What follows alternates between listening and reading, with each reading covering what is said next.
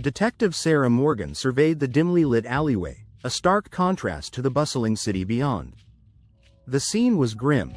The body of a young woman lay sprawled on the cold pavement, her life extinguished far too soon. A single red rose rested beside her, an eerie detail that sent shivers down Sarah's spine. The victim, Emily Carter, had been a promising journalist known for her investigative pieces on organized crime. Rumors whispered of her digging into the dark dealings of Victor Kane, the city's most powerful crime lord. As Sarah knelt beside the body, she couldn't shake the feeling that Emily's death was no accident. Her partner, Officer Tom Reed, approached with a solemn expression. The coroner estimates time of death around midnight. No witnesses so far. He gestured to the scattered crowd. Everyone's too scared to talk. Fear of Kane runs deep, Sarah replied, her jaw tightening. We need to find out what Emily was working on.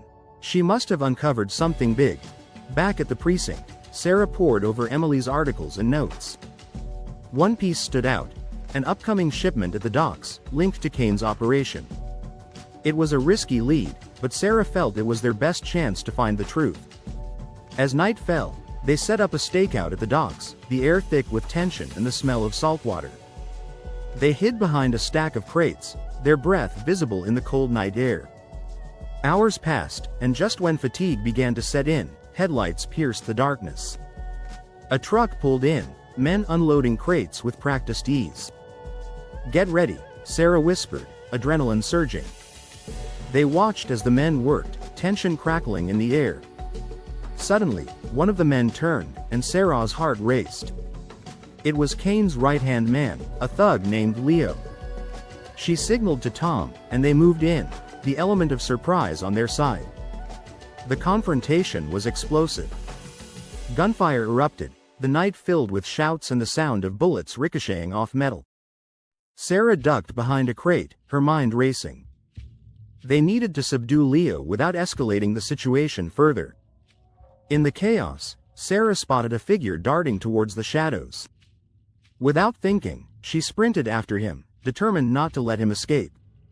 She rounded a corner, catching up to Leo as he stumbled, his foot catching on a discarded rope. Don't move, Sarah shouted, her weapon aimed. Leo sneered, desperation etched on his face. You think you can stop Kane? You have no idea what you're up against. You're right. But I know enough to take you down, she replied, stepping closer. As she cuffed him, Tom arrived, panting. What did he say? Kane's bigger than we thought, Sarah warned. He has eyes everywhere. The next day, Sarah and Tom interrogated Leo. Under pressure, he broke, revealing details of Kane's operations and confirming Emily's suspicions. She had been about to expose a massive drug shipment, a key player in Kane's empire. With this newfound information, they prepared for a raid on the warehouse where the shipment was set to arrive. The stakes were high. They knew Kane would fight back fiercely. As they stormed the warehouse, chaos erupted once more. The air was thick with smoke and gunfire, and Sarah felt the adrenaline coursing through her veins. They fought their way through, determination pushing them forward.